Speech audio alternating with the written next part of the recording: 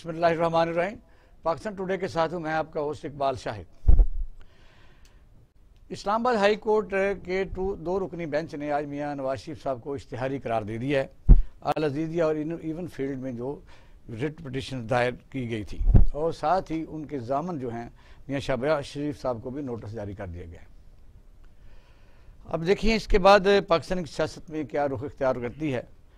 गिलगित बल्तिस्तान की हुकूमत आज मुकम्मल हो गई है। वज़ीर आला, स्पीकर और सारे वज़रा ने हलफ उठा लिया है और इमरान खान साहब ने वहाँ जाके इस फंक्शन में शिरकत की है।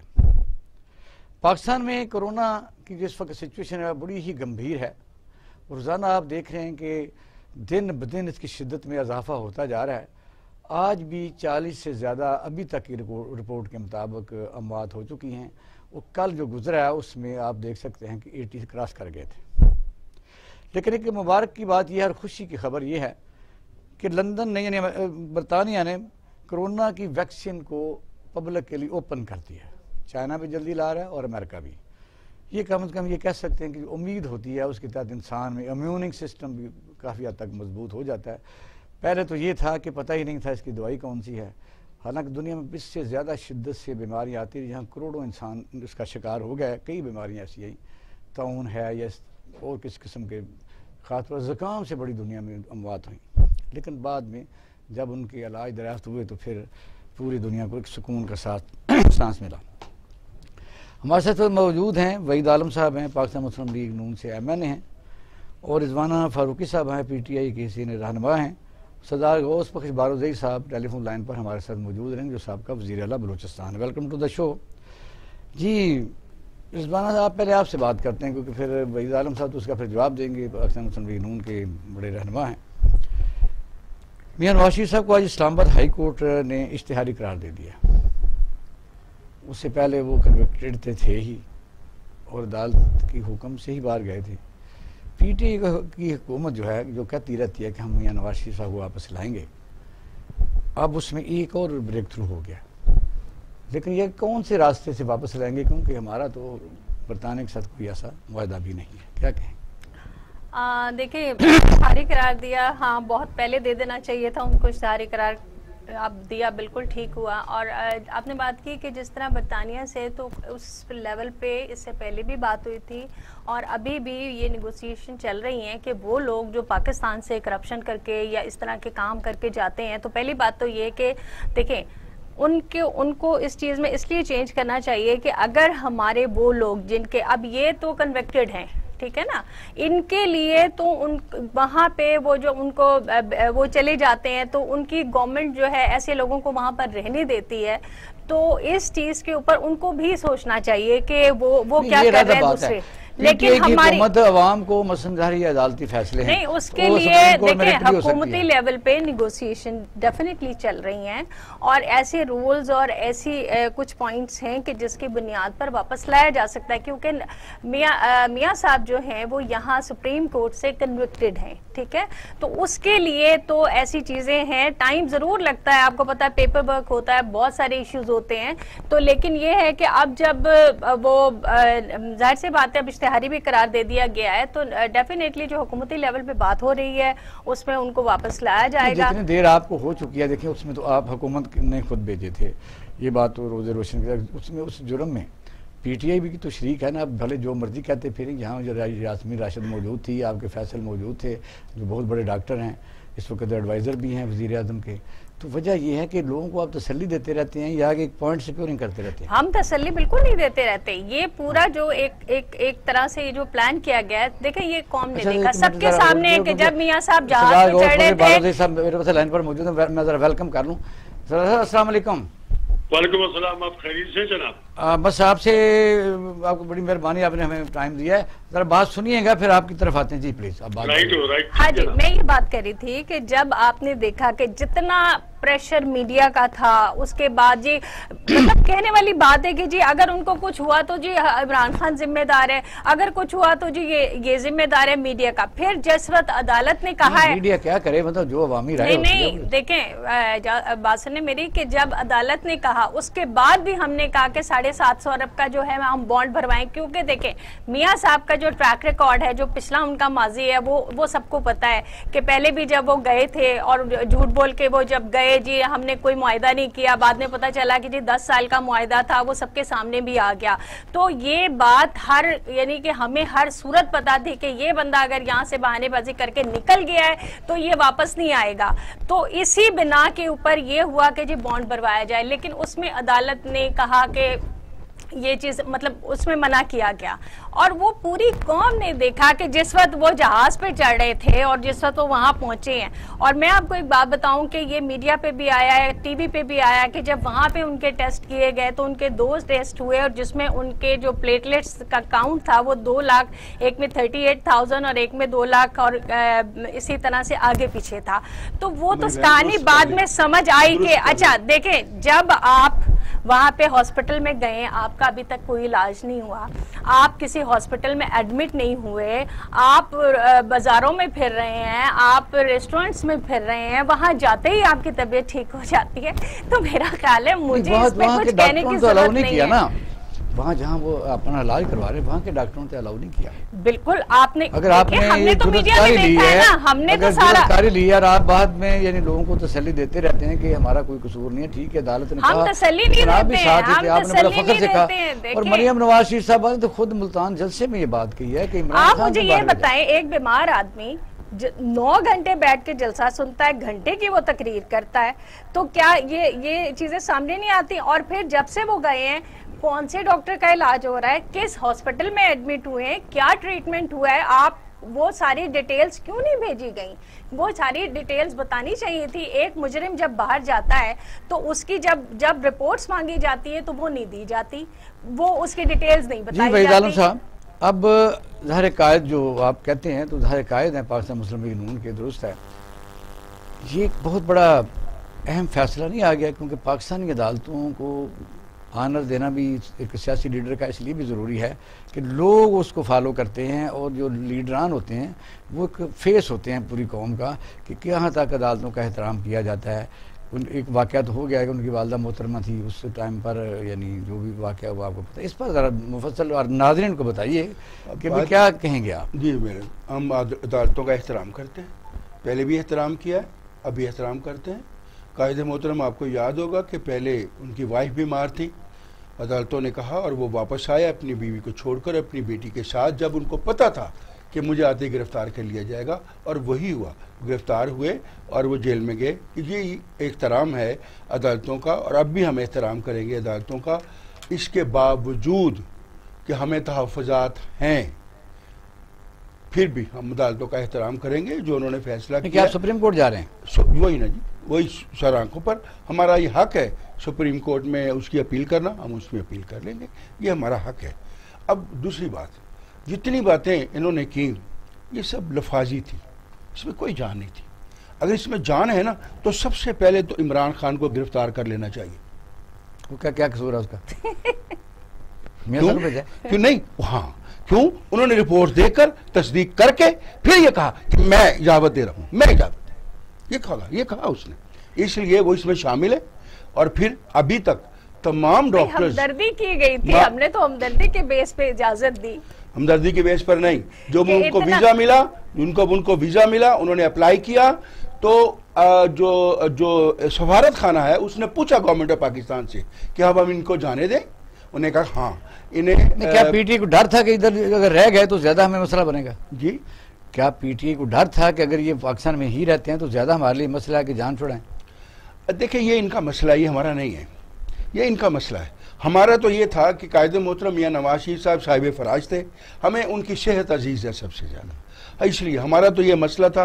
और हम ये समझते हैं, अब ये इनकी बातें असल में ना कुछ लोगों को पता नहीं है कि इंग्लैंड में तरीक़ेकार क्या होता है हॉस्पिटल्स का और दूसरी चीज़ों का। हाँ। वहाँ हमारी तरह हॉस्पिटल्स नहीं है कि आप सर्विस हॉस्पिटल में गए हैं तो आप वहाँ इतने बड़े डॉक्टर बैठे हुए हैं, अपने अपने क्लिनिक लेकर, एक दो लेकिन लोग उनके पास जाते हैं, पूरी दुनिया से आते हैं उनके पास, क्योंकि सवाल तो कई दफा होता है, रिसर्च भी कई दफा ये सवाल करके थक गए और आपसे जवाब भी लेते थक गए कि पाकिस्तान में जो इस वक्त अस्पतालों में बेड भी नहीं है, आप कोरोना की जो शिद्दत है, पाकिस्तान में ऐसा अस्पताल आप लोगों ने क्यों नहीं बनाया? ये तो हाँ, सवाल ये मुझे बात हमने है। मेरी बात तीन दफा सुने, का प्राइम मिनिस्टर मेरी बात सुने, ये जितने हॉस्पिटल पाकिस्तान में है ना, सारे मियां नवाज शरीफ ने बनाए। अपने नहीं, राज्य मियां के- शहबाज मियां- शरीफ ने अपने इलाज के लिए भी, सुने, मसलन ये कार्डियोलॉजी है, उन्होंने बनाया, और दूसरे हॉस्पिटल है, सबको अपग्रेड किया पूरे पंजाब में, पूरे पाकिस्तान में हमने, और 55 हॉस्पिटल्स की वो बुनियाद रख कर यहाँ दी क्यों थी। इलाज नहीं कराते? मैं इलाज करता हूँ जी।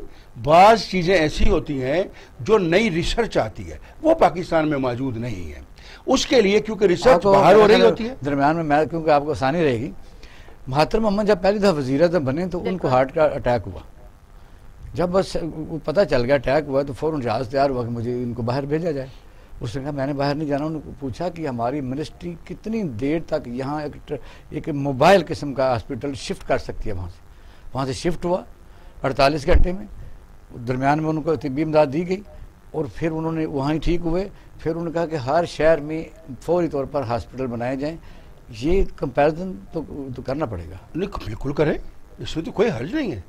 क्या हमने हॉस्पिटल नहीं बनाए? लेकिन ये जो भी जब बाहर गए हैं तो डॉक्टरों की रिकमेंडेशन पर गए हैं। उन्होंने इस बात का बेबसी का इजहार किया कि हम ये इसको कंट्रोल नहीं कर सकते, जिस मर्ज में वो मुब्तला हैं, तो ये बाहर चले जाएंगे तो इनके लिए तो मियां शहबाज शरीफ को बुला रहे हैं तो फिर इनको पेनल्टी डालेंगे क्योंकि आपने गारंटी दी है, तो फिर नहीं, क्या लेकिन करेंगे? चेकअप वगैरह के लिए भी तो रूटीन में बाहर ही जाके करवाते थे। चेकअप देखिए चेकअप जी, तो पाकिस्तान में भी हो सकता था। चेकअप हो रहा है, रिपोर्ट्स हम जमा करा रहे हैं, आप नहीं, ना माने एक अलग बात। देखिए शुरू की मैं बात कर रही हूँ कि उन्होंने पाकिस्तान अच्छा, के मैंने आगे भी हॉस्पिटल्स जाना है, को पता कभी कि रिजवाना अहमियत सरदार ही साहब नहीं लाइन दी पर ना। हैं। जी। सिर्फ ये कि आप मियां साहब थोड़ा सा वहीद आलम साहब ये बात करें ताकि मैं उधर जाऊं।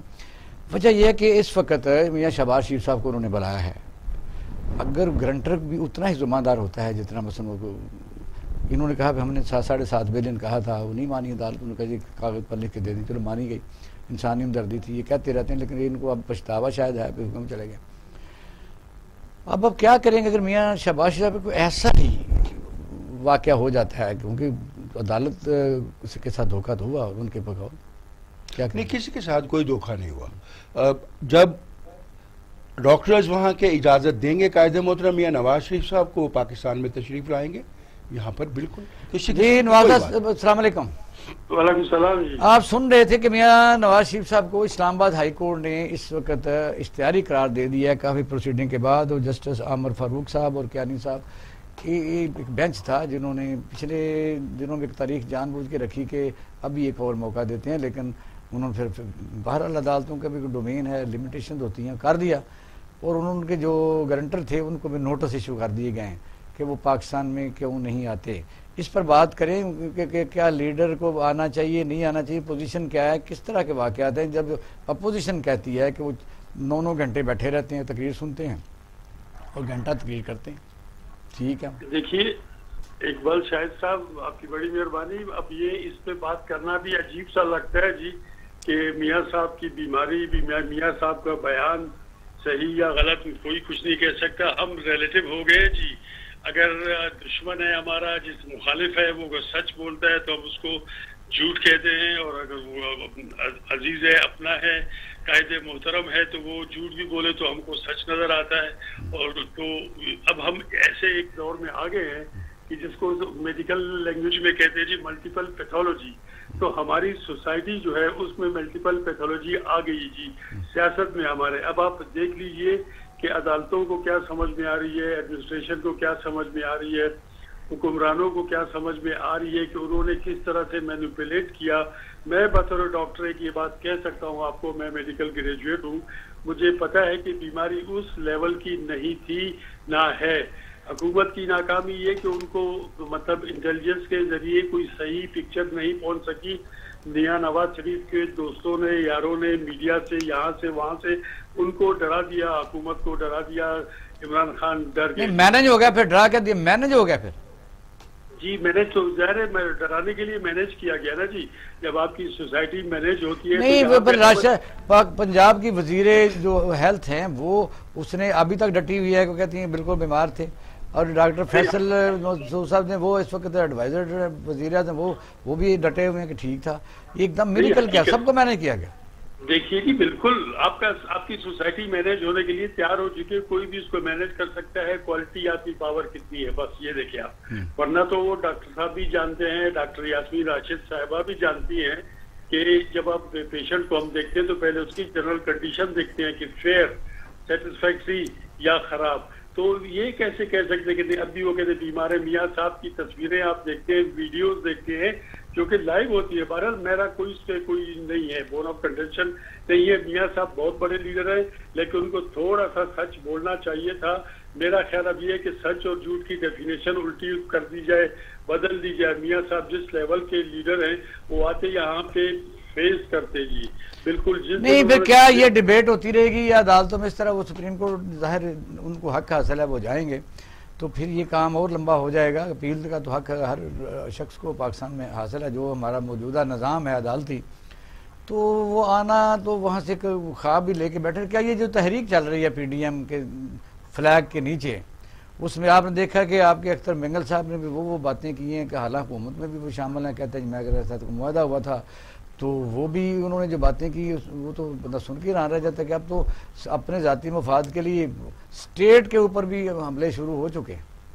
तो रास्ता तो उन्होंने दिखा दिया जी। ट्रेंड सेटर तो मियाँ साहब हो गए, डायरेक्ट उन्होंने फौज का नाम ले लिया। तो मैंने पहले भी कहा था कि जी आप अगर जब फौज का नाम लेते हैं तो आपसे ज्यादा लोग जो जले बुने बैठे हुए हैं वो बात कहेंगे। अगर अब उनके एक अलाई थे जो उनके साथ भी हैं, लेकिन अपोजिशन में है, आपने नाम लिया अख्तर मेंगल का, तो लेकिन बहरहाल फिर भी आप देख लीजिए महमूद खान चकजी जो है वो भी उनके साथ हैं। और यकीनन उनको पाकिस्तान की सोसाइटी के बारे में अभी भी वो नहीं है, क्या कहते हैं, इत्मीनान नहीं है। तो उनको जब एक ताकतवर अपनी आवाज मिलेगी पंजाब से, पाकिस्तान के सबसे बड़े और ताकतवर सूबे से, तो वो भी ये बात करेंगे। मियाँ साहब ट्रेंड सेटर बन चुके हैं बहुत सी चीजों के। अच्छा, बड़ी देर पहले जब वली खान याद थे उन्होंने ये बात की थी, आपको याद होगा, आप तो तारीख तालब इल्म भी हैं कि बलूचिस्तान तो चलो छोटा सूबा है क्योंकि जो तकरीरें PDM के प्लेटफार्म पर हुई, सिंध भी है, जब पंजाब के किसी हैवी वेट को हाथ डाला गया तो फिर पता चलेगा। बात बिल्कुल सही कही थी उन्होंने जी। मैंने उस वक्त भी कहा था कि वली खान बहुत आगे देखने वाले थे, उनके पास पॉलिटिकल इनसाइट। नवाज साहब अब लाइन पर रहिएगा, फिर मैं जरा अपना वहीद आलम साहब से बात कीजिए। वहीद आलम साहब, सवाल तो यही है। देखिए मेरी बात सुने, आपने वली खान साहब की बात की, अगर वो बात सच है तो मियाँ नवाज शरीफ जो कह रहे हैं वो भी सच है। नहीं, वो ये कह रहे थे जब छोटे सूबों को हक नहीं मिलता, जुनेजो साहब को नहीं बहाल किया गया, बेनजीर को बहाल नहीं किया गया, उन्हीं बलूचिस्तान ने, सूबा साद ने, इन्होंने पहले आवाज़ ये उठाई ना, ये इस तरह की ये जो बातें अब उठ रही हैं। नहीं, वो तो गिला करते थे कि पंजाब हमारे साथ जुल्म कर रहा है। ये नहीं कर रहे थे, वो जो और भी बातें कि मिसिंग पर्सन कहाँ है, फलां चीज़ कहाँ है, फलां चीज़ कहाँ है, कौन कर रहा है, हमारे साथ जुल्म हो रहा है, वो ये बातें करते थे। ये तो बात एक सियासी है ना कि पंजाब जुल्म कर रहा है, जैसे वो इस पाकिस्तान वाले कहते हैं कि मशरक़ी पाकिस्तान, मगरबी पाकिस्तान जुल्म कर रहा है। ये वो बातें नहीं है। बात वो है जो हक़ाइक़ है, जो लोग वहाँ पर इस वक्त जो सवाल उठा रहे हैं, सवाल उस पर है, और अगर सवाल उठता है ना उसका जवाब भी आना चाहिए। बराए मेहरबानी। अच्छा, जो आपने तकरीर वहाँ की, इसी का हिस्सा है, मरियम नवाज शरीफ साहब ने वहाँ तकरीर की और बड़े सदमे से उन्होंने कहा, लोगों बड़ा उन्होंने एंजॉय किया कि जुल्फ़िकार अली भुट्टो साहब का बड़ा उन्होंने अकीदत से नाम लिया, और फिर उन्होंने यूसुफ गिलानी को कहा क्यों उनको निकाला गया। तो दोनों वाक़यात में यानी तसल्सल यह है कि जो बेनिफिशरी ज़ियाउल हक जब आया और वो कहा गया कि जुल्फ़िकार अली भुट्टो ने ईस्ट पाकिस्तान बनाया है, ये तकरीरें कौन लिख के देता है उधर? अब ये मैं नहीं बता सकता, आप तो जानते हैं आप माशाल्लाह बहुत बड़े एक्टर हैं कि कौन लिख कर देता है। नहीं, आप वैसे चेंज कर देना चाहिए। ये बात वैसे लोगों को वो समझ नहीं लगी कि जुल्फ़िकार अली भुट्टो के बाद ही हम आए, यानी ज़ाहिर बात मुस्लिम लीग ने अरूज हासिल किया उनको। बल्कि एक दफ़ा तो मियाँ साहब का अपना बयान है कि मेरी मज़ामत की सियासत ही है, बेसिकली सियासत है मज़ामत की, और वो है कि जुल्फ़िकार भुट्टो के बिल्कुल अगेंस्ट जो उन्होंने नैरेटिव लिया था वो लोगों को पसंद नहीं था बहरहाल, क्योंकि उसको लोग कहते हैं कि जुल्फ़िकार भुट्टो भी अपने मैनिफेस्टो से हट गए थे। आखिर में सारे चारों सूबों के गवर्नर वो जागीरदार थे, ये मैं कहना चाहता हूँ। देखिए बात यह है, मियाँ नवाज शरीफ साहब जी की जो इस वक्त सियासत है ना, वो सिर्फ एक ही दो तीन चीज़ों की, वो सबसे पहली बात कहते हैं सिविल बालादस्ती की बात करते हैं कि जो अदारे हैं वो अपनी अपनी हदूद में रहें। अगर अदलिया है तो अपनी हदूद में रहें, वो किसी और में मुदाखलत ना करें। अफवाज पाकिस्तान है वो सरहद पर रहें, हम उन्हें सलाम करते हैं, वो वहाँ पर सरहदें मजबूत होंगी। यानी सिर्फ ये वो बात कर रहे हैं कि अब हर अदारा जो है वो अपनी हदूद में रहे और वो काम करे, इसके अलावा तो और कोई बात नहीं। आप वो ऑप्शन आपके पास कम नहीं होते जा रहे। मसलन पहले तो आप डटे हुए हैं, मसलन यह कि जिस तरह एक तरह कभी नहीं होता कि हुकूमत एक तरफ कहे हमने बात ही नहीं करनी, ये कभी दुनिया में नहीं है, ये भी नुमाइंदे हैं। यानी वजह थोड़ा सा फ़र्क ही है, आप छोटी सी बल्कि शाख नाज़क पर बैठे हुए हैं। हमेशा बयान आता है कि हमने अपोजिशन से बात नहीं करनी, अब उन्होंने भी कह दिया हमने नहीं करनी। अब फिर इस वक्त जो गिलगित बल्तिस्तान में वज़ीर ने तकरीर किया वो इससे भी आगे है। उन्होंने कहा जी ये अल्लाह का अजाब है इनके ऊपर, मैं 40 साल से इनको जानता हूँ, ये बद्दुओं वाली बात आ गई। वजह यह है कि क्या वज़ीर-ए-आज़म किसी मुल्क का यहाँ तक जा सकता है कि उसने अपोजिशन से जो वो भी नुमाइंदा है उससे बात ही नहीं करनी। देखिए शाहिद साहब, आपको याद होगा जब खान साहब का पहला दिन था पार्लियामेंट में, और वो दिन बड़ा अहम होता है उस दिन, जिस दिन उनका ओथ टेकिंग के बाद पहली दफा पार्लियामेंट में आए थे, तो ऑपोजिशन ने क्या हुल्लड़बाजी हो गया। नहीं हो गया क्या मतलब, मैं एक बात कर रही हूँ ना, उस वक्त लेके बैठे रहना ना, उस वक्त तो नहीं था। इनको परेशानी ये थी कि पिछले उसका भी हल होता है, स्पीकर के पास जाके एक दूसरे के साथ मतलब तय कर। जब हमारे सदर ने लिफ्ट आया इन्होंने क्या किया? जब ये तो रूटीन मैटर है कौमी असेंबली का, आता है उस वक्त ये नहीं होता, इनको परेशानी। ये रूटीन मैटर है। मैटर ये था कि उसने कहा मुझे गुस्सा आ गया, वजीर आजम को इस तरह गुस्सा नहीं आता। ये दिन में बात यही आ गई कि एक तो ये चीज, दूसरा इनके पास क्या है, इन्होंने एनआरओ के लिए करना है, इनके आज हम एनआरओ का मतलब ही नहीं पता, कोई कॉन्स्टिट्यूशन में कोई लफ्ज है एनआरओ का? पीडीएम बन चुकी है, पीडीएम बन चुकी है, आप एनआरओ कहते हैं। कौन है पीडीएम में? सारे करप्ट चोर एक छतरी के नीचे, और एक आदमी बता दें कि चोर है उसके खिलाफ ये चोरी साबित हो गई है, बता दें। पीडीएम में कौन है? पीडीएम में वली खान, वो लोग जिन्होंने कभी भी पाकिस्तान की, हमेशा पाकिस्तान की मुखालफत की बात की। फजलुर रहमान के वालिद, आपको याद होगा कि कहा कि जी अल्लाह का शुक्र है कि मैं उस गुनाह में, पाकिस्तान बनने के गुनाह में मैं शरीक नहीं था। ये इनका वो पुरानी बात है। मैं तो जो करंट पोजीशन पूछ रहा हूँ वाला में जो बातें की गई कि बलोचिस्तान को अलहदा करेंगे, मरियम बीबी जब तकरीर करती है तो ऐसे लगता है कि इंडिया के अंदर जो है वो ये जलसे हो रहे हैं। तो आप क्या बात कर रहे हैं? ये अब इसमें जमाना बात और है। मुझे बताइए, तहमीना दौलताना ने दौलत चूड़ियां फेंकी थी ना, तो वो सियासत में कोई चीज हरफे आखिर नहीं होती। इनके साथ अभी निगोशिएट कर ले, ये अभी ठीक हो जाएंगे। तो क्यों नहीं करते हैं लोगों का? क्यों टंगा हुआ है आपने, मसलन परेशान किया हुआ? तो हमने जिस बेस पे हम पार्टी हम हुकूमत में आए हैं, तो हम उसके ऊपर कैसे? भाई कोई मना नहीं करता आपको, या तो मुझे बताइए ना, क्योंकि मना करता हो आप, वो कैसे चल रहे हैं? चले 2.5 साल में बता देना इन्होंने कौन सा एहतसाब किया है? क्या एहतसाब के लिए नून लीग ही रह गई है और पाकिस्तान में कोई नहीं ऐसा आदमी जिसके ऊपर कोई कसम का या कोई इल्जाम हो? जो 40 क्या अजीब बातें कर रही हैं आप? क्या बात कर रहे? जो 40-35 सालों से इस मुल्क में अच्छा, मुझे कौन से 9 साल हमने हुकूमत की है। मैं बताता हूँ, मुझे बताइए chief justice Rizwana, chief justice ने चीफ जस्टिस का होगा, हमारा तो नहीं होगा ना रिजवाना। बात सुन, जिन्होंने हुकूमत की है चले उस वक्त अब हमारा हो गया ना, अब 2.5 साल आपने किया, इसका भी तो होना चाहिए ना। नहीं मैं चले क्या हो गया? गुजरेंगे तो अच्छा, आप कर लीजिए। 5 साल क्यों गुजरेंगे?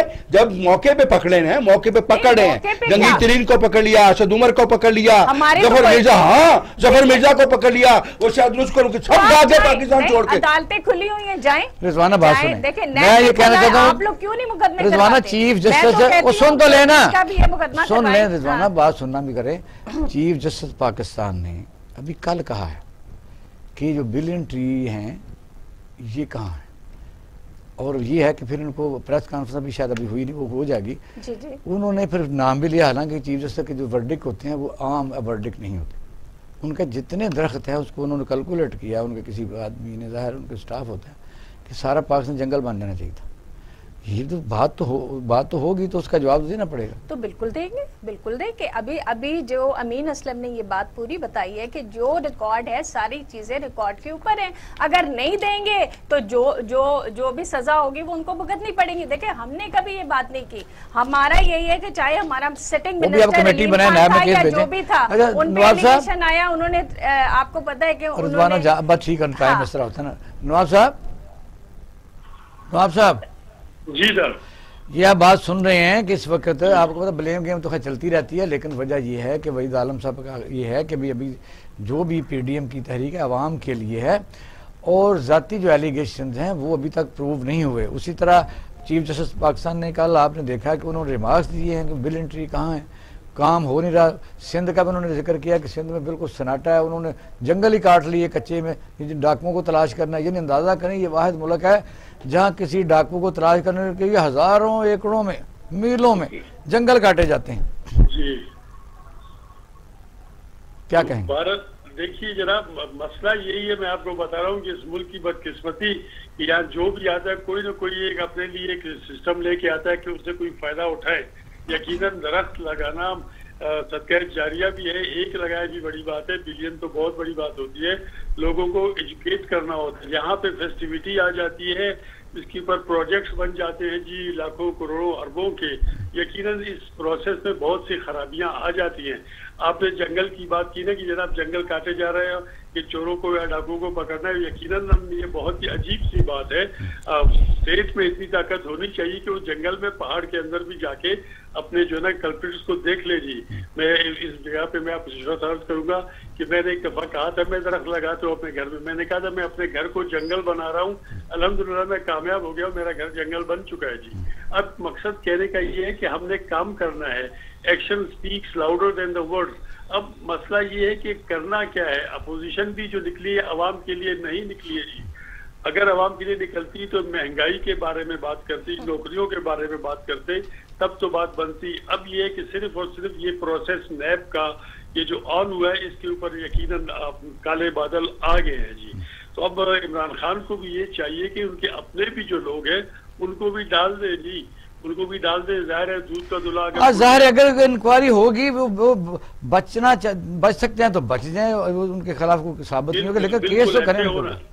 ऐसे होना चाहिए, सब्जेक्टिव हो जाना चाहिए, रिलेटिव नहीं कि जी अपने को छोड़ दे दूसरे को पकड़ ले। ये भी बात सही है जी। इसको ये है कि नैब को चाहिए कि वो बिल्कुल ही सब्जेक्टिव हो जाए कि जी करप्शन, हमने करप्शन को वो करना है, अकाउंट फॉर करना है। देखो ये ना आप नुमाइंदगी कर रहे हैं बलूचिस्तान से, हमारे लिए बड़ी खुशी की बात है। यानी आपकी बहुत अच्छी 2 दफ़ा तो वज़ीर आला रहे हैं, वालिद साहब आपके वज़ीर आला थे, लेकिन मैं समझता हूँ ये ज़रा बताइए कि इस वक्त बलूचिस्तान के एक उनमें से यानी एक अख्तर मेंगल साहब हुकूमत में भी बाकायदा तौर पर मौजूद हैं। माफ़ी चाहता हूँ आपसे, आप कर लें सवाल करना नहीं, वो जो वज़ीर आज़म ने तकरीर किया उस पर ज़रा रोशनी डाल दें। हाँ नवाब साहब, जो वज़ीर आज़म जो तकरीर की है बलूचिस्तान के ऊपर, उन्होंने कहा जी इन दोनों पर जरदारी और मियां नवाज पर अल्लाह का अजाब आ चुका है और मैंने अपनी आंखों से देख रहा हूँ। देखिए जी, मैं अभी इमरान खान का न तर्जुमान बन सकता हूँ, न मैं उनके दिमाग के ब्रेन का कोई सेल के मैं उनकी बात को करूँ। मैं समझता हूँ ज़ाहिर बुरा वक्त तो आ गया जी, उनके नाम गली गली में लोग ले रहे हैं, ये बात तो हो सकती है, लेकिन बहरहाल इमरान खान के पास ये अथॉरिटी तो नहीं है, खुदाई अथॉरिटी तो नहीं कि जी वो कहे कि उन पर अजाब आ चुका है। लेकिन बहरहाल नजर ये अल्लाह के मामले देख लीजिए कि मैं किसी का तर्जुमान कभी नहीं बन सकूंगा, लेकिन ये हालात देख लीजिए कि 35-40 साल हुकूमतें करते रहे ये लोग, उसके बावजूद इतना बुरा वक्त ये तो है ना जी कि कहीं पे कोई सुकून नहीं है। कल हम देख रहे थे वहाँ पे वो जो टेबल अपना कैपिटल टॉक, वो जो टॉक थी जी अपना BBC पे, उसमें हम देख रहे थे बहुत ही हमारे बहुत बेहतरीन किस्म के यहाँ के इसहाक डार साहब, इसहाक डार साहब वहाँ पे क्या कह रहे थे जी। मकसद कहने का ये है कि बुज बपाए खुद मेज बपाए खुद जी, अपने ही टांग से बकरी का टंगती है, दुम्बा भी अपनी टांग से टंगता है। ये जाने, उनका काम जाने, अल्लाह जाने जी। लेकिन बहरहाल इमरान खान के नहीं, आज वो तो शहजाद अकबर को डिटेल उनकी निकाल दी, उन्होंने कहा मेरा पाकिस्तान में सिर्फ एक ही घर है, बाकी बेटा काम करता है। उन्होंने और कोई कौन मकान निकाले, 8 गाड़ियाँ निकाली हैं, डिफेंस में प्लाट निकाला है, 6 करोड़ निकाला है। तो ये ब्लेम गेम तो चल रही है, अल्लाह बेसवाब, अब देखेंगे इसको इंक्वायरी तो। देखिए इकबाल शाहिद साहब, मैं आपको बताऊं यहाँ पे तो छोटे छोटे क्लर्क होते हैं, उनका एक घर नहीं होता, 2, 4, 5 होते हैं, छोटे बड़े ना सही। तो ये सोचने वाली बात है, कैसे हो सकता है। चलो नवाज साहब 1 मिनट होल्ड कीजिएगा जी। वहीद आलम साहब, क्योंकि बात तो वो रात की यानी जो इसहाक डार साहब वाली बात है, क्योंकि पहले एक दफ़ा ये कहते हैं कि ये 164 के बयान उनको वादा माफ गवाह ही कह सकते हैं, कन्फेशन है। और ये कुछ लोगों के नोटिस में भी जो मैंने भी सुनी और ऐसे लोगों से सुनी, बहुत ही अहम लोगों से सुनी, शायद उन्हीं के मैंने से किसी से सुनी। वो कहते हैं कि वो केस तो ज़ाहिर बच ही नहीं सकता था, लेकिन ये फिर दोबारा इनके साथ फिर मिल गए, क्योंकि उन्होंने तो बाद में मियां नवाज को नुकसान पहुँचाने की ही कोशिश की ना, जिस तरह आप कह सकते हैं। अब वहाँ जाके इस इंटरव्यू को किस नज़र से देखते हैं जो इसहाक डार ने दिया है वहाँ इंटरव्यू? हाँ ये वही बातें हैं जो वो पहले कहते रहे, कोई नई बात नहीं है, बिल्कुल वही बातें हैं जो वो पहले कह रहे थे। नहीं, वो तो कहता है 3 साल हो गए तुम इधर बैठे हुए, और सवाल जब किया है कि तुम वाकई बीमार हो, तुम जाते क्यों नहीं? तो अगर तेरा एक ही मकान है और तुम खुद कहते हो एनटीए में दर्ज है, तो फिर जाने में क्या हर्ज है? हर्ज जो है वो मैं यहाँ बता नहीं सकता। अच्छा, ठीक, उसके लिए बड़ी रिस्ट्रिक्शंस है, मैं बता नहीं सकता कि क्या हर्ज है यहाँ आने में किसी के। अच्छा, ठीक है। क्योंकि देखिए मेरी बात, जो वो बातें कर रहे हैं ये बातें वो पहले भी कर रहे थे, वही बातें, कोई दूसरी नई बात नहीं है उसमें। हाँ, किसी को अंग्रेजी समझ ना आई हो, एक अलग बात। ये फिर जब कहा कि जो पाकिस्तान में इलेक्शन जो है वो इस्टेब्लिशमेंट करवाती है और ये होता है वो होता है, नाम लिया बाकायदा उसने, मियाँ साहब ने जो नाम लिया अपने आर्मी चीफ का, तो उन्होंने कहा अभी जो अवला के साथ थे वो तो कल इंटरव्यू तो सारे वही डिस्कस कर रहे हैं, चीजें तो हैं क्या अवला के साथ। मैं कह रहा हूँ ना, उन्होंने जो कहा सच कहा, कोई बात गलत नहीं की, वो पहले भी यही बातें करती थी, अभी वही बातें गलत नहीं की। तो सवाल ये नहीं है जो आप कर रहे हैं, डिस्कस करने की बात ये नहीं है कि साग डार ने किया, वो माजी बन गया है, सारी बातें नवाज शरीफ माजी बन गया सब। सवाल इस वक्त ये है कि इस वक्त मुल्क में क्या हो रहा है। गंदम के बहरान पर जब वजीर आजम ये कहता है कि बारिशें देर से हुई इसलिए गंदम काम हो गई, वो जो कहता है कि मुझे असेसमेंट गलत दी गई इसलिए गलत हो गई, ये कहता है कि मुझे इंपोर्ट करने में ताकीर हो गई, ये नाहल हुकूमत है। सवाल ये है, सवाल तो ये है कि लोग भूखे मर रहे हैं, सवाल वो ना पूछे कि माजी में क्या हुआ, हम तो बन गए चोर, आपने हमें सब कुछ बना दिया। लेकिन इस वक्त सवाल तो यह कि इस वक्त क्या, ये बात नालायकी की तो जमाना है। क्या कभी वज़ीर-ए-आज़म को सुना है आपने? एक दफ़ा उसने पहले भी कहा था जी, जब मैं घर में अफसरदा बैठा था फलां बात करता, मेरी बीवी ने कहा आप वज़ीर-ए-आज़म हैं, तो अब जब वो कहता है जी मुझे गलत स्टेटमेंट दी गई है, तो अगर गलत स्टेटमेंट वज़ीर-ए-आज़म को दी गई तो मुल्क का पट्टा बैठ जाता है। यानी गंदम का बहरान कहाँ 1400 रुपये खरीद के हम 2200 रुपये देते उसी जिम्मेदार को, तो ये तो बहुत बड़ा फ्रॉड है। इसका क्या जवाब है? वो तो छोड़े, पहले कल की स्पीच की तो बात करें जो इंटरव्यू हुआ है। चलो वो भी सुना दे, लेकिन इसका जवाब भी आप जरूर दें। जी वो भी मैं देती हूँ। जो इंटरव्यू कल हुआ है आपने देखा कि जो उनकी हालत थी, वो इंटरव्यू कम बेइज्जती प्रोग्राम ज्यादा क्या हालत की गई है? साहब उस मेरी बात सुने, उन्हें उसको एंकर को ये पूछना चाहिए who the hell you are to ask personal question for my business. ये तो गलत बात है, उसका क्या काम है एंकर का? मुझसे पर्सनल पूछे, मेरे कारोबार के बारे में पूछे, सियासत की बात है, सियासत की बात करे, दफाई के जिया में दफाई की बात करे, ये क्या बात हुई? वो तो एंकर को जब उनके मुल्क में यहाँ करप्शन करके भाग के जाएंगे तो वो पूछेंगे ना कि करप्शन एक कैरी पैसा बता दें किसी पर साबित हुआ है तो हम भी मान लेना। आप क्या बात कर रहे हैं? जब अब जैसे कल आपने देखा कि जब उनसे जो सवाल हो रहा था, जैसे उन्होंने बात किया कि जी आपके तो वो बूट पॉलिश करते रहे हैं आर्मी के, तो उसका जवाब उन्होंने क्या दिया। उसके बाद जो उनकी सिचुएशन थी, जो हालत थी, ना उनको वो कोई क्या रो रहा था, क्या कह रहा था, बात का जवाब दे दिया, उसमें कौन सी बात नहीं? उसको सवाल बात करने की वो नहीं है, उसने क्या कहा, बात करने की ये कि आज मुल्क में लोगों के साथ क्या हो रहा है, इस वक्त लोग किस मुश्किल में, किस मुश्किल से गुजर रहे हैं। अब वो ये समझ रहे हैं कि जैसे यहाँ ये अपनी मर्जी के सिलेक्टेड बुलाते हैं अखबारी नुमाइंदे कि जो उनसे कोई ऐसा सवाल ना करे। वहाँ उसने कहा वो तो देखिए वो स्टडी करके आता, आप खुश होते रहे, मैं ब्रेक पर जा रहा हूँ, आप खुश होते रहे। सवाल का जवाब मैं फिर रिजवाना आपके पास छोड़ के जा रहा हूँ। अगर वज़ीर-ए-आज़म पाकिस्तान, जिस तरह वहीद आलम साहब ने कहा है कि वो कहते हैं जी मुझे गंदम की सिचुएशन नहीं बताई गई, मुझे मेरे पास सही इन्फॉर्मेशन नहीं आई, अगर नहीं आई तो नालायकी तो है। यानी इसका मतलब यह कि मुल्क में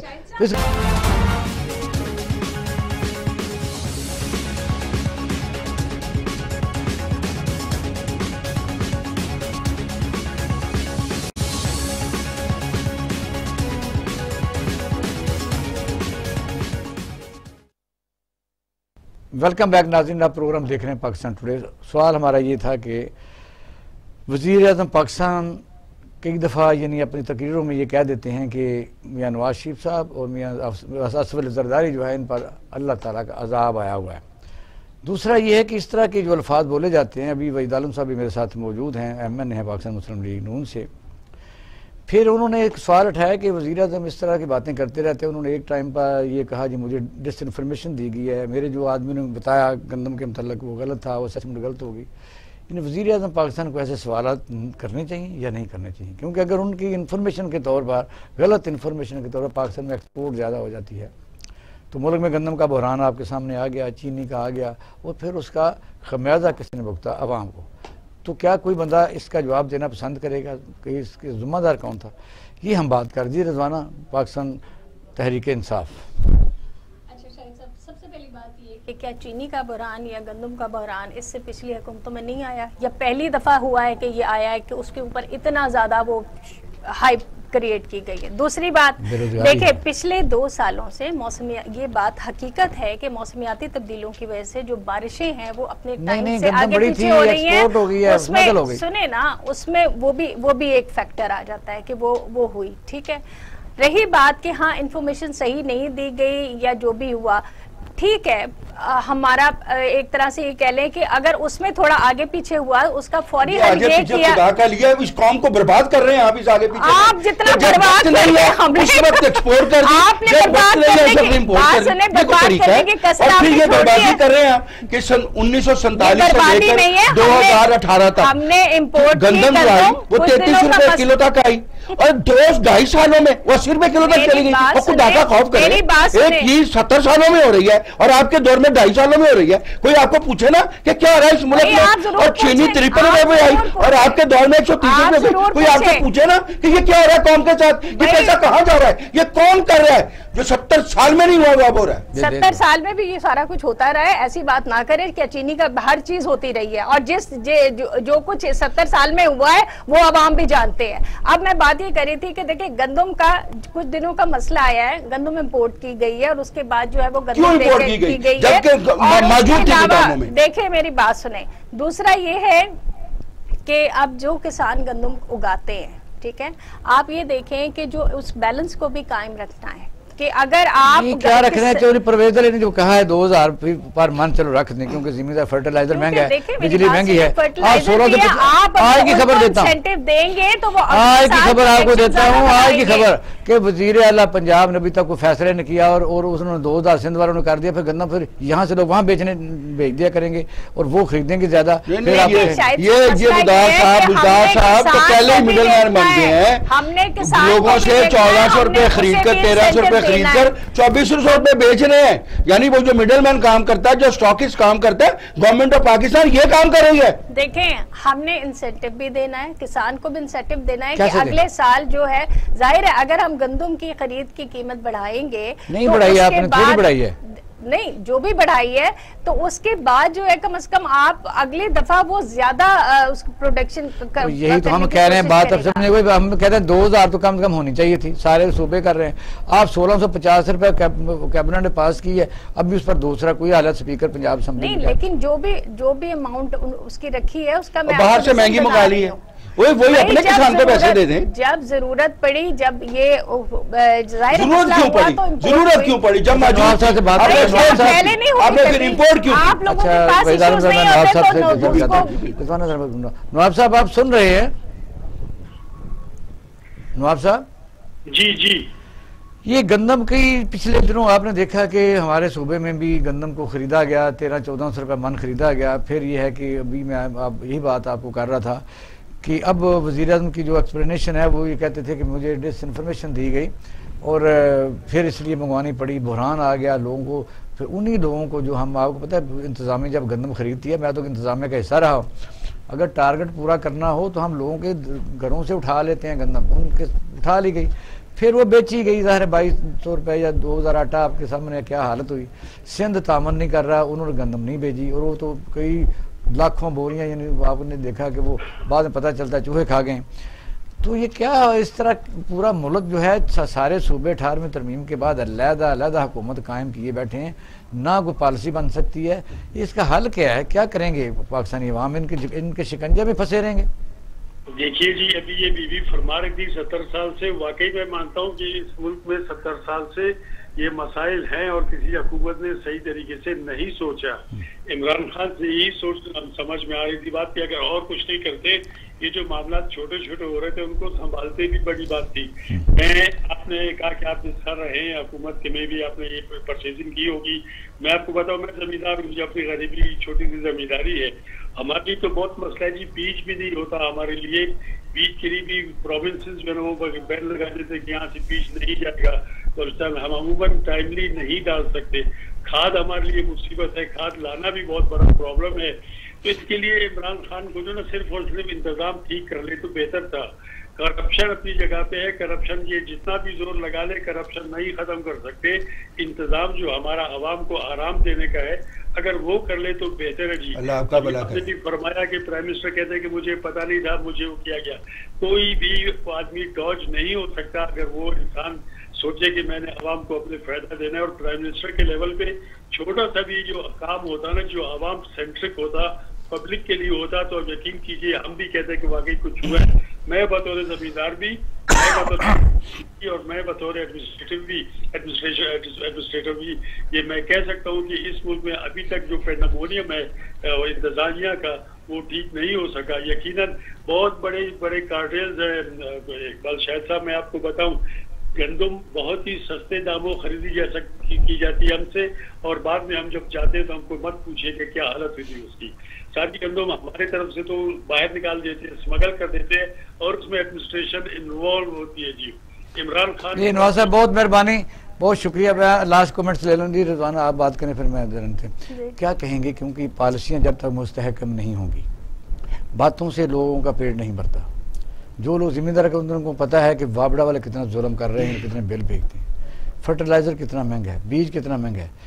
आप लोग स्टार्ट ही नहीं ले रहे, क्या करेंगे? नहीं, ऐसी बात नहीं है। पूरा इसके ऊपर एक ज़राअत को ज़ाहिर है, हम आपको पता है कि हम एक ज़राई मुल्क हैं, तो हमने इस सेक्टर को, इस शोबे के ऊपर हमने ज़ाहिर है काम करना है, और उस पर काम शुरू हुआ है और ऐसी पॉलिसीज़ बनाई जा रही हैं कि जिसमें हमारा किसान जो है उसको जब हम फैसिलिटेट करेंगे तो प्रोटेक्शन डेफिनेटली बढ़ेगी। और उसके क्योंकि देखें अब जिस तरह से लोग शिफ्ट होना शुरू हुए हैं, बड़े अरसे से ये सिलसिला चल रहा है, गांव से लोग शहरों में आ रहे हैं, गांव से एक वक्त तो आएगा कि हमें मुसीबत पड़ जाएगी कि हम शहरी लोग या बाकी लोग खाएंगे कहां से, क्योंकि ये बैलेंस आउट होना शुरू हो गया है। तो डेफिनेटली उनके लिए, उसके लिए इंसेंटिव देना है और इसके ऊपर प्लानिंग हुई है। मैं इनकी बात बिल्कुल नहीं मानता, क्योंकि कुछ नहीं आउट हुआ। नाहल हुकूमत है, उन्हें पता नहीं किस तरह इसको लेकर चलना है, किस तरह गवर्नेंस करनी है, कब क्या करना है। अपनी वो नाहली में इस मुल्क का बेड़ा गर्क कर रहे हैं। हमने नहीं किया बेड़ा शुक्रिया, बेड़ा गर्क कर रहे हैं। मैं एक बात और कहता हूँ, देखें ये अभी देखना, अब देखें इशहाक डार को भूल जाएं, नवाज शरीफ को भूल जाएं, क्यों भूल जाएं? इस वक्त बात ये करें कि लोगों का पेट भर रहा है कि नहीं भर रहा। आप लोगों के लिए क्या कर रहे हैं? और बाबा दूसरी बात है, कुछ करना है ना, अक्षर दुलानी ने जो कहा है ना वो भी जरा सुन लें, तो डिस्कस करते हैं वो क्या कह रहे हैं, आपको सारी बातों का जवाब मिल जाएगा। बहुत शुक्रिया, बहुत शुक्रिया। मैं मेहमानों का शुक्रिया अदा करता हूँ। नाज़रीन, आपने हमारा प्रोग्राम देखा, इसमें ये कह सकते हैं कि जाने कब होंगे कम इस दुनिया के गम। 1988 के बाद पाकिस्तान में जो मैंने स्टडी की, ये गंदम को रखने के लिए जो बड़े बड़े गोदाम होते थे, महकमा खुराक बनाती थी, उसके बाद उस 88 के बाद कोई नहीं बने। 88 में लास्ट बना था कामों की। हम जब गंदम को ख़रीदते हैं तो हम उसको सही तरीके से महफूज नहीं कर सकते। सिंध में आप देखें गंदम जो है लाखों बोरी जो गायब हो जाती है, बाद में नैब उस पर इंक्वायरी करती है, फिर प्ली बार्गेनिंग होती है, फिर वो पैसे जाते हैं, फिर उन्हीं के पास फिर हवाले हो जाते हैं। पंजाब में भी मैं समझता हूँ कि साबका हुकूमतों ने बहुत ज़्यादा गलतियाँ की हैं, लेकिन अक्सर सवाल तो मौजूदा हुकूमत से ही पूछना पड़ेगा कि क्या अगर उन्होंने पॉलिसियाँ बनाई थी तो आपको इसीलिए लाया गया है कि उनकी पॉलिसियाँ ठीक नहीं थी। अब भी मैं समझता हूँ कि ज़िम्मेदार के मतलब जब हम ये बात करते हैं कि हम करेंगे, तो जब आपने इंडस्ट्रियल जो लोग इंडस्ट्री वाले हैं उनको 50% आपने रियायत दी है बिजली में, तो ज़िम्मेदार को क्यों नहीं? क्योंकि मोहम्मद खान जो वज़ीर आज़म पाकिस्तान, उनके दौर में फ्लैट रेट 200 रुपये एक ट्यूबवेल के ऊपर था। जब तक इस मुल्क में ज़राअत को कंफर्टेबल नहीं किया जाएगा, काम नहीं बनेगा। और आखिर में जो हम खुशखबरी सुनाना चाहते थे वही है कि अल्लाह करे, क्योंकि कहते हैं कि अल्लाह ही बीमारी उसी की तरफ से आती है और वही शफा देता है। कोरोना की वैक्सीन काफ़ी मुल्कों ने बना ली हैं। अल्लाह करे आपके भी अजीज़ रिश्तेदार सबके खैर खैरियत से रहें, और दवाई जो है वो पाकिस्तान में भी आर्डर कर दी गई है। सुना ये था कि वो फ्री ऑफ कास्ट गरीबों को मिलेगी। देखते हैं ये वादा का पूरा होता है। अपना और आले खाना का ख्याल रखिएगा। पाकिस्तान जिंदाबाद।